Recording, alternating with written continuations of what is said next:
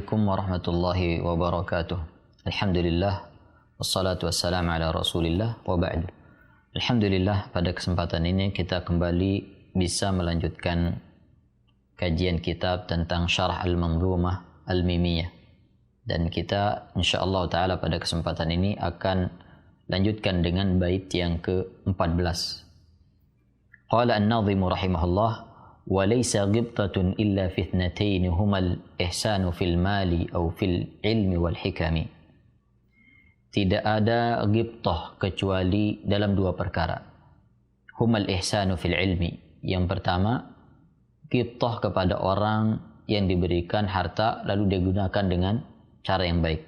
Au fil ilmi wal hikami. Yang kedua, ghibtah terhadap ilmu dan hikam. Kita akan jelaskan apa maksud dari ghibtah di sini dan apa maknanya.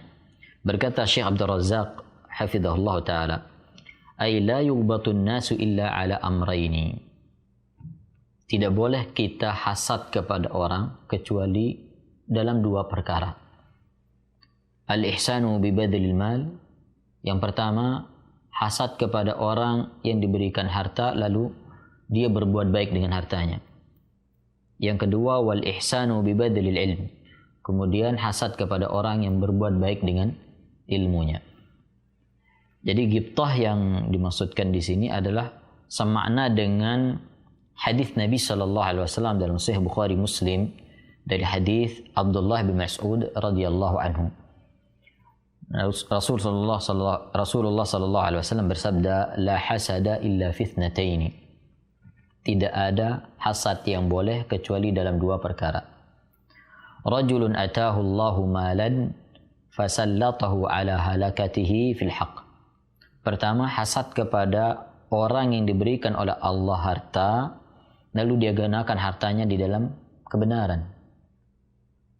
Ini orang yang pertama yang boleh kita hasad, yaitu orang yang diberikan oleh Allah harta lalu dia gunakan hartanya untuk kebaikan. Dia berbuat baik dengan hartanya. Misalnya dia gunakan untuk kebutuhan dirinya sendiri. Kemudian dia gunakan untuk menafkahi nafkahnya yang wajib. Ya, nafkah yang wajib kepada keluarganya, kepada istri, anaknya, keluarganya, dan orang-orang yang wajib dia nafkahi. Atau dia gunakan hartanya itu untuk membayar zakat, yang itu merupakan kewajibannya sebagai seorang muslim. Atau dia gunakan untuk sedekah yang sunnah, ya, atau untuk membantu orang-orang yang fakir, orang miskin, atau membangun masjid, membangun sekolah, dan amal-amal kebaikan yang berkaitan dengan harta. Maka orang yang seperti ini pantas untuk kita hasad, ya, atau orang yang boleh kita hasad. Kemudian yang kedua, dan ini yang berkaitan dengan keutamaan ilmu, wa rajulun atahu Allahu hikmatan fahuwa yaqdi biha wa yu'allimuha. Hasad yang kedua yang dibolehkan adalah hasad kepada orang yang diberikan ilmu oleh Allah lalu dia amalkan dan diajarkan. Dan perlu kita mengetahui apa maksud hasad di sini. Tadi sudah kita sebutkan ghibtah dan hasad. Ya. Dijelaskan oleh Syekh Abdul Razzaq hafizahullah taala, wal muradu bil hasadi fil hadits al ghibtatu. Yang dimaksudkan dengan hasad di dalam hadis ini adalah ghibtah. Ghibtah ini dalam bahasa kita atau kalau kita lihat di kamus itu berarti kebahagiaan, kesenangan. Ya. Tapi kalau dari penjelasannya, ghibtah atau hasad yang dimaksudkan dalam hadis ini adalah ghibtah, yang mana ghibtah itu artinya an tatamanna ay yakuna laka mithlu ma 'indal ghairi minan na'am atau minan ni'ami. Berangan-angan memiliki seperti yang dimiliki oleh orang lain dari nikmat. Ya. Ingin mendapatkan apa yang didapatkan oleh orang lain dari kebaikan, atau ingin memiliki apa yang dimiliki oleh orang lain dari kebaikan. Baik itu kebaikan berkaitan dengan harta atau kebaikan dengan ilmu.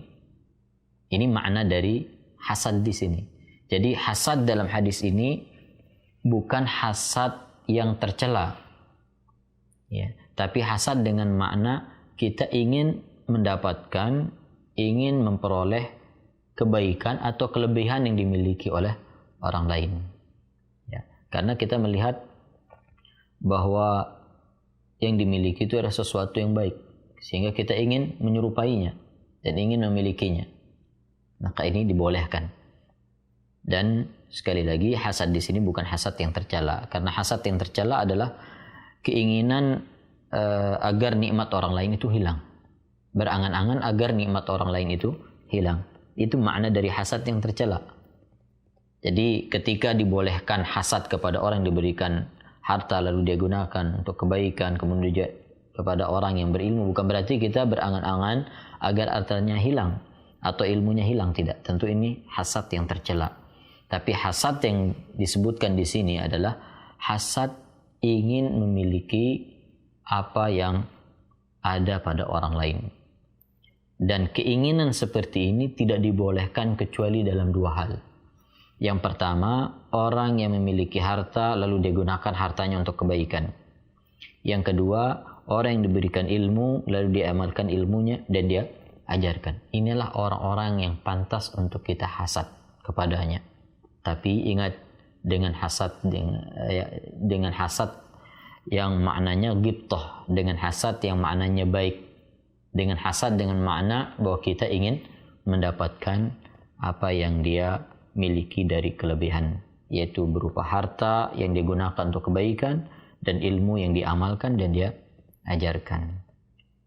Ini yang bisa kita jelaskan dari bait yang ke-14 ini. Semoga bermanfaat. Wallahu ta'ala a'la wa a'lam. Wassallallahu ala nabiyyina Muhammad. Wassalamualaikum warahmatullahi wabarakatuh.